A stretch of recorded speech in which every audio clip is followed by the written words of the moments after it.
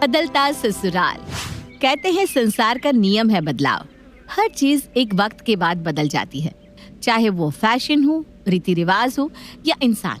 सब कुछ एक वक्त के बाद बदलता जरूर है और यही बदलाव हमारे आजकल की पीढ़ी और पुरानी पीढ़ी के बीच भी दिखता है। आइए देखते हैं इसकी एक झलक अरोरा परिवार में। सुबह का वक्त है, सब लोग नाश्ते की टेबल पर बैठे हैं। अरे आकाश, ये ले, मैंने तेरे लिए गर्मा गर्म पराठे बनाए हैं, आलू के, घी डाल के। निखिल, कम ऑन, फोन को साइड पर रखो और नाश्ता खा लो। मैंने तुम्हारे लिए ओट्स का पैनकेक बनाया है। निखिल, खाने के वक्त मोबाइल नहीं चलाते बेटा। दादी सही कह रही है निखिल, अपना फोन साइड में रखो। चलो। फोन में क्या देख रहा था वैसे? तो गाने सुन रहा होगा, रेडियो में है ना। जब हमने आकाश को मोबाइल लेकर दिया था ना, तो वो भी सारा दिन रेडियो पे गाने सुनता रहता था। हाँ दादी, और क्या करूँगा, फोन में गाने ही तो सुन रहा था। इंस्टाग्राम पे आजकल कौन से गाने सुनने लगा है तू? मैंने अभी देखा तू ऑनलाइन था। और कितनी देर से ऑनलाइन था? हाँ निखिल, फोन हमने तुझे इमरजेंसी के लिए दिया है, रील्स देखने के लिए नहीं। अरे मम्मा, आप जब देखो सब कुछ चेक करती रहती हो। पापा का अच्छा था, जब चाहे रेडियो सुनो।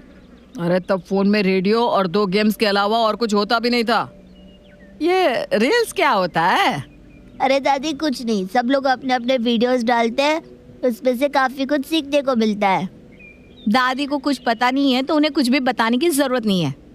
मम्मी जी, ये रील्स देखने की आदत ना बहुत खराब है, बहुत समय बर्बाद कर देता है ये बच्चों का, जिनसे उनकी आंखों पर तो जोर पड़ता ही है, लेकिन उनका वक्त इसी में चला जाता है और उनकी पढ़ाई भी अफेक्ट होती है। अरे निखिल, अगर ऐसा है तो मत चलाया कर बेटा ये सब, समझा? जी दादी। तू मेरी मम्मी को बेवकूफ बना सकता है, अपनी नहीं।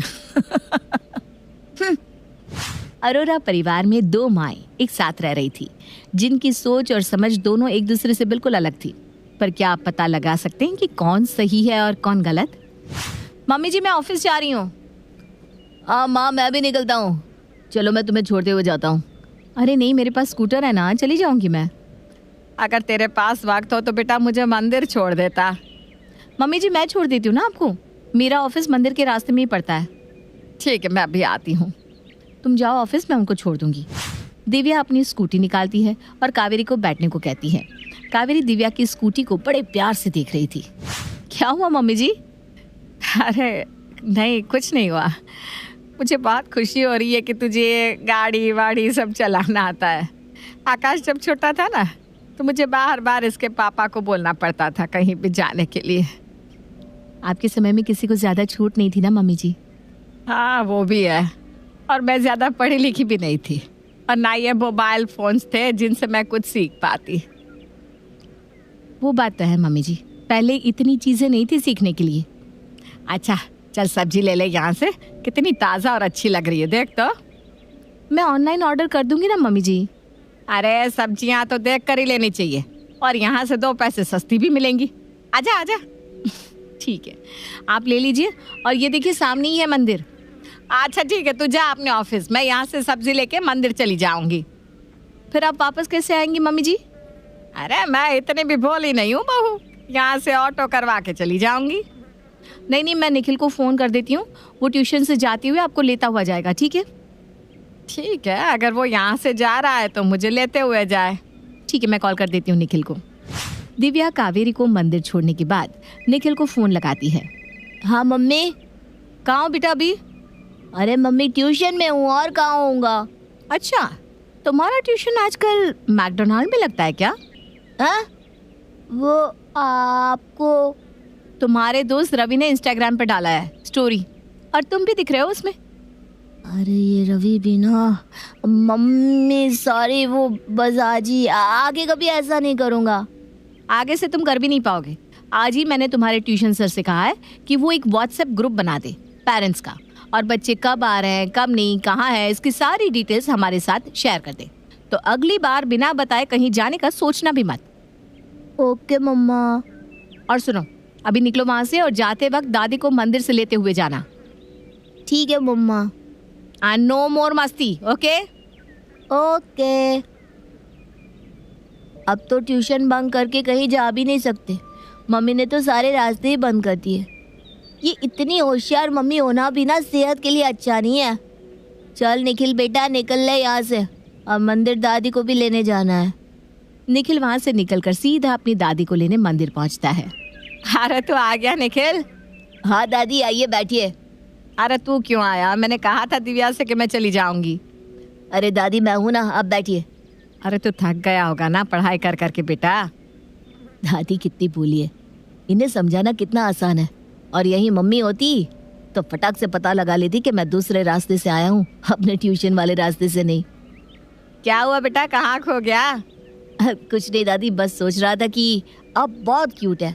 चल अब मस्का मत लगा दादी को, अब घर चलते हैं और उसके बाद मैं तेरे लिए कुछ अच्छा सा खाने के लिए बना देती हूँ।